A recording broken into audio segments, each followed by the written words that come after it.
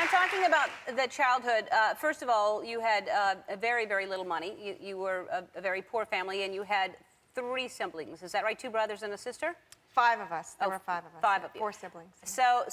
And you're in a tiny place about the size of this stage, and on the other side of a wall, you could hear your father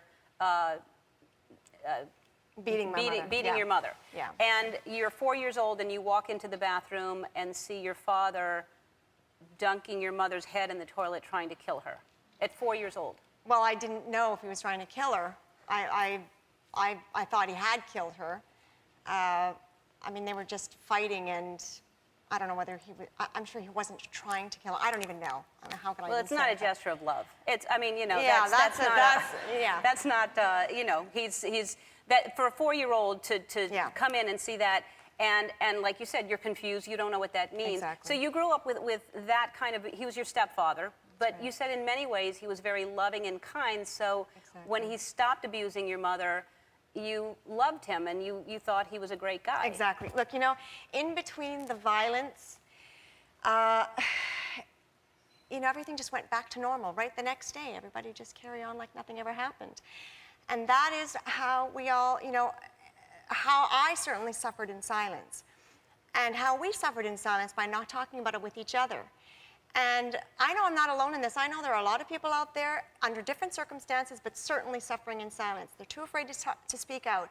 Why? I don't know. It's embarrassing. It's humiliating. It's going to hurt the people you love.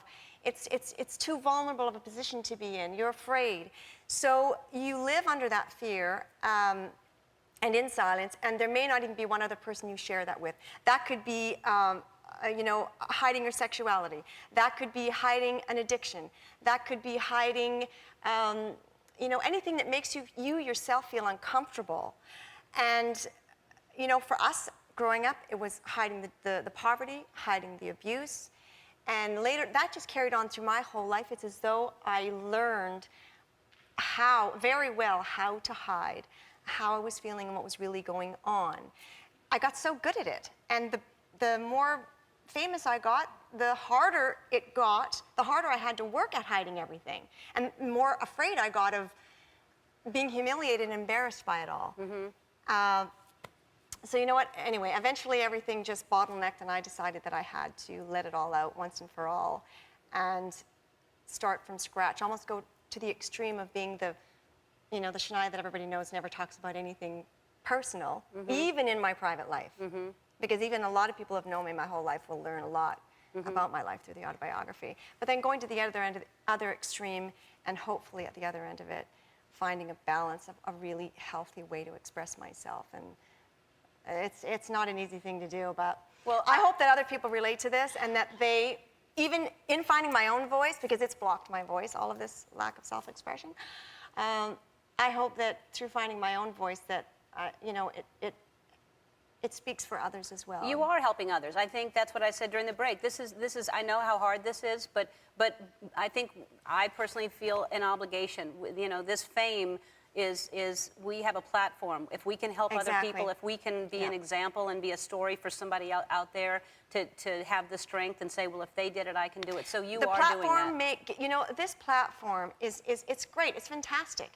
But it's so much more meaningful to use it for a deeper meaning, a deeper personal meaning. For me, I'm grateful for my life. I'm grateful for the father that I had. This is a man who, I mean, it's hard. You have to read the book. I'm not saying that to sell the book, because I'm not here to promote the entertaining side of my life. This is the personal side of my life.